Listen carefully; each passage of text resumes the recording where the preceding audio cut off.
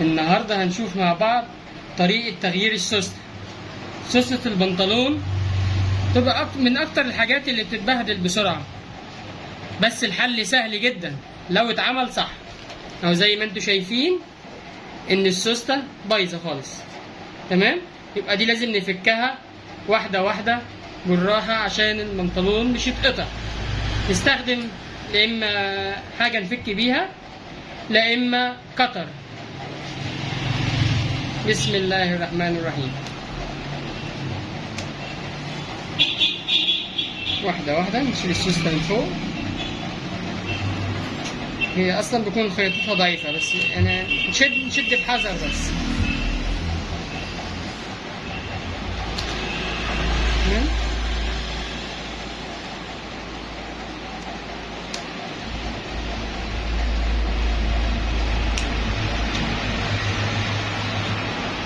دي بيكون في تثبيتة تبقى ماسكة البتلتتين مع بعض.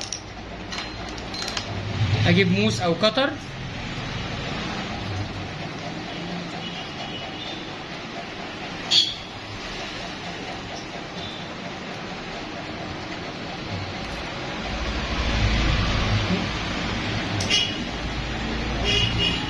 تمام. افك الجزء ده شوية،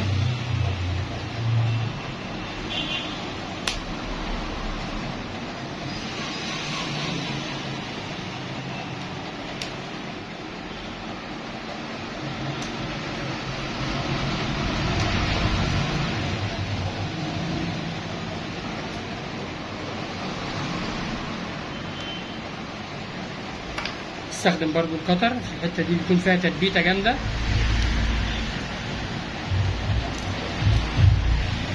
تمام كده. باقي السوستة الناحية دي اتفكت خلاص، نفك الناحية التانية.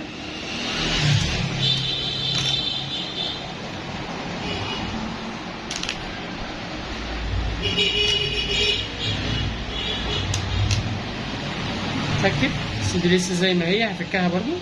لازم دي تطلع خالص، يعني البتاليتا بتاعت السوستة.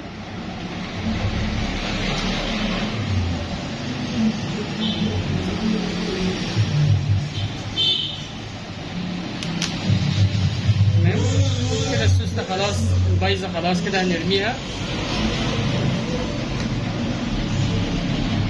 أهم شيء بقى نشيل الخيط زيادة مكان الفك عشان نركب الشغل صح وعلى نظافة.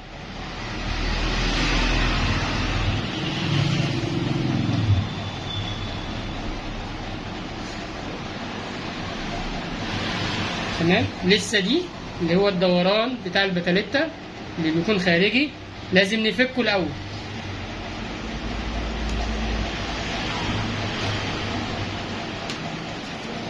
هوريكم هنرجع ده كله ازاي خطوة خطوة. الموضوع سهل وبسيط بس نركز فيه.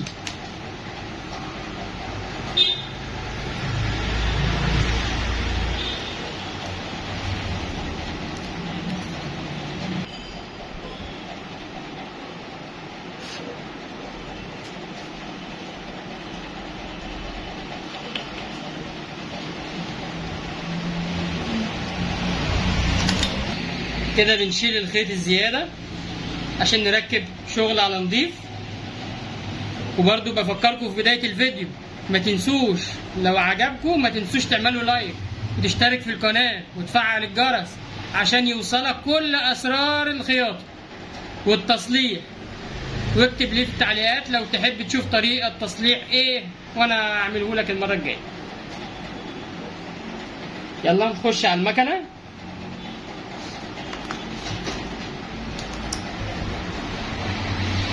نجيب السوستة، طبعا السوستة نفس اللون، اقرب درجة لون ليها، ونلضم طبعا المكنة. كده السوستة اتفكت زي ما انتوا شايفين كده، تمام. وهبدأ اشتغل بقى على المكنة، اجيب السوستة نفس اللون او اقرب درجة ليها، وبعدين هنبدأ نثبت خطوة خطوة. اول خطوة بنعملها هي البتاليتا دي، مش الخياط، مش اللي بتتخيط عليها على الوش، لا التانية دي، تمام. وهحط السوستة عند البداية، بداية البتاليتا اللي هو آخر البتاليتا خالص، وعلى بداية السرفلة. ما بمسكش الطبقتين مع بعض، بمسك الطبقة دي لوحدها، طبقة القماشة اللي هي نفس لون البنطلون. تمام؟ طبعا لضمت الخيط نفس لون البنطلون بالظبط، وهبدأ تثبيت. شغل المكنة.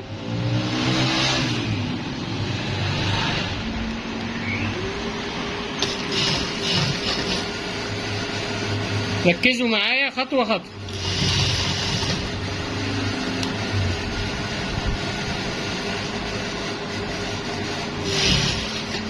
تمام كده، ثبتها في الناحية دي بالظبط اهي.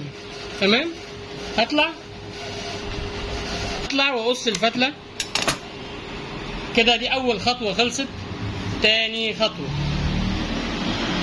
هفتح السوستة شوية لان السوستة فيها زيادة، فالسوستة دي نحتاج نقصها شوية. تمام، هفتح السوستة. بعد ما السوستة انتهت هنا اسيب سنتي اللي هو هيدخل جوه واقص الزيادة. الزيادة دي خلاص كده مش محتاجينها في حاجة. هي دي الخطوة اللي هنثبت فيها الجزء التاني بتاع البتاليتا مع بعض. تمام،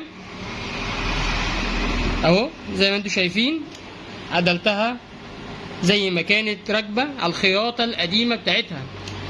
اركز ان الخياطة تكون مستقيمة. تمام،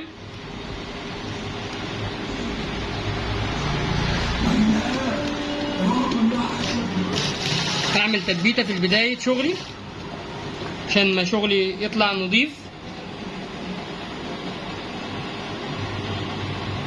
السوستة اهي والقماشة اهي، حطهم خط مستقيم واخيط واحدة واحدة.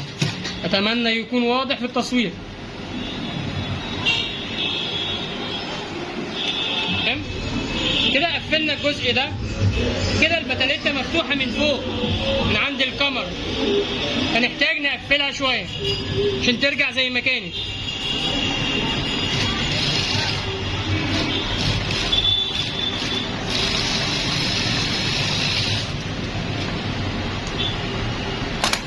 تمام كده، قفلت الجزء ده.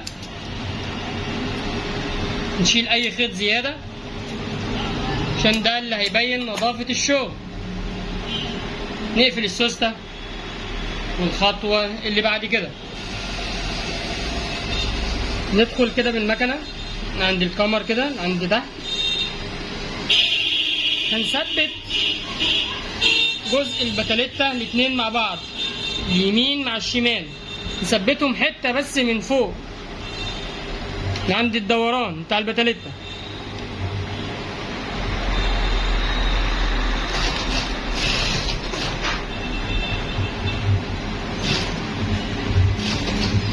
نيجي عند بداية الدوران نعمل تثبيتة، وخلاص كده الخطوة دي خلصت.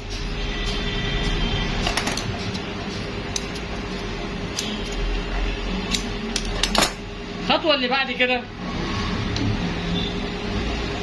هنقلب البنطلون من ناحية الظهر، ولازم السوستة بداية السوستة تكون البتاليتا طبقة، يعني ما ينفعش السوستة تكون كده عشان والزبون لابسها السوستة تبقى باينة. لا، ما ينفعش، لازم السوستة تبقى متدارية. تمام، والاتنين متساويين مع بعض من عند الكمر. وارفع البتاليتا كده وامسك السوستة مع القماشة بتاعتها، نفرد واثبتها. ثبتها من البداية واطلع وانا مركز على نسبة السنتي الفرق بين البتاليتا دي والبتاليتا دي، واخيط لعند ما اوصل للكمر.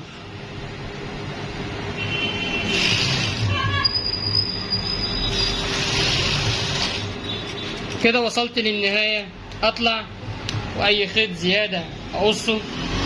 نفس اللي حصل، هفتح السوستة شوية وهسيب سنتي واقصه عشان السنتي ده هيدخل في الكمر. تمام.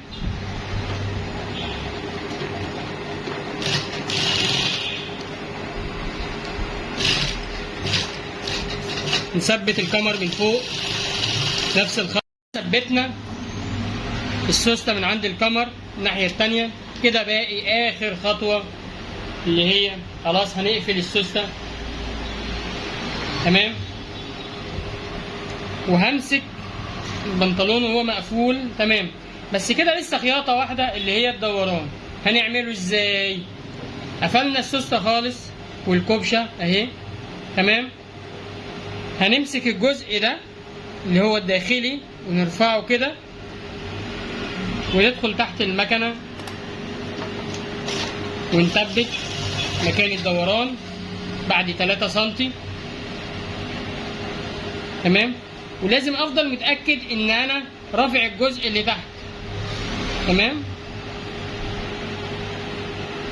واعمل الدوران بسيط جدا على نفس الخياطة القديمة، خط مستقيم. تمام. ثبت في البداية وفي النهاية وقص اي خيط زيادة. لسه خطوة واحدة بس هي هنثبت الاتنين مع بعض بغرزة واحدة كده بس. تمام.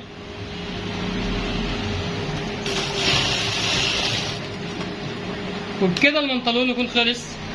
ركبنا سوستة جديدة. تمام. سوستة جديدة عملية جدا.